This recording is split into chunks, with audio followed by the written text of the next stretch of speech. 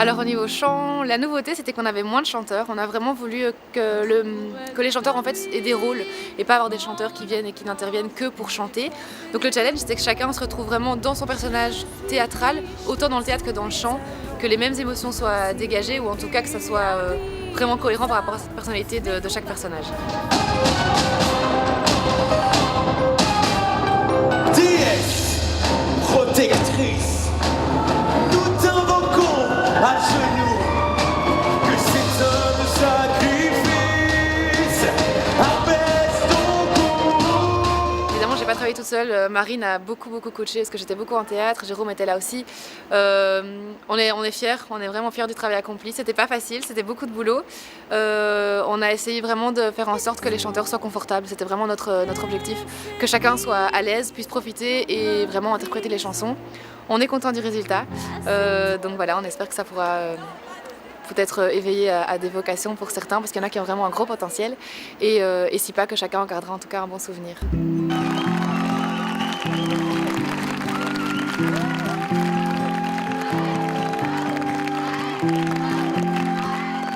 Alors, les grands challenges de cette année au niveau de la danse, c'était la première chose, c'était de s'attaquer à Torgal.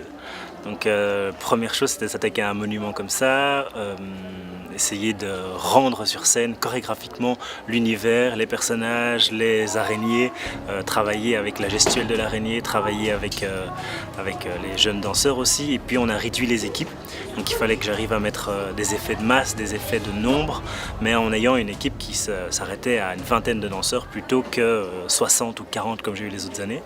Ça a été vraiment un gros challenge. Et puis mine de rien, j'ai fait monter le niveau aussi par rapport aux autres années. Ça veut dire que les danseurs ont eu affaire à un niveau technique et chorégraphique plus haut que ce que j'ai pu faire sur Maïré ou sur Lankou. Et vraiment, ils ont bien fait ça. Ils se sont bien accrochés.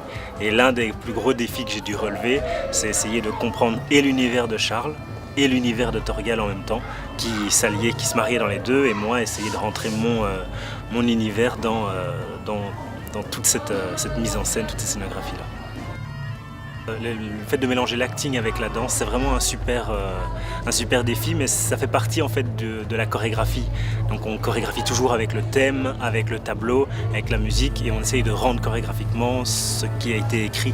Et donc on arrive à se fondre dans un scénario comme ici pour une comédie musicale.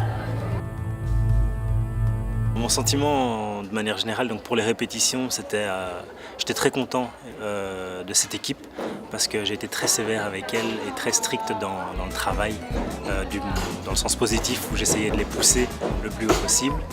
Et j'ai été assez surpris de leur professionnalisme une fois arrivé dans le lieu, sur la scène, dans les coulisses, la manière dont ils ont géré leurs costumes, leur chorégraphie, leur fatigue aussi.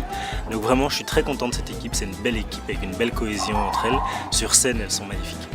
Vraiment, il y a un très chouette potentiel. Donc vraiment très positif.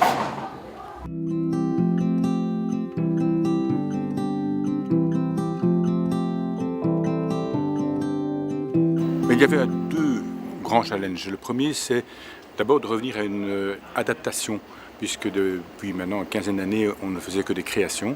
Et ici, on fait une adaptation, et d'ailleurs d'une œuvre qui est toujours dans le domaine public. Et avec le soutien des auteurs et des éditions du Lombard, eh bien, on a pu réussir à faire cette adaptation et jugée tout à fait excellente par ceux qui nous ont confié Torgal. Le deuxième grand challenge, c'était aussi de changer la mise en scène pour rendre le spectacle transportable. C'était une grande frustration les fois précédentes. Quand on terminait le spectacle, eh bien voilà, c'était la fin de l'aventure, que ce soit le bâton de Lankou, Maïré, Colombina, c'était la fin de l'aventure, on ne pouvait plus l'exporter. Maintenant, avec une nouvelle configuration, on a une fiche technique qui nous permet, s'il y a demande, ou si on souhaite le faire, on fera le bilan par après, pouvoir exporter ce spectacle et aller le jouer ailleurs, en Belgique et pourquoi pas à l'étranger.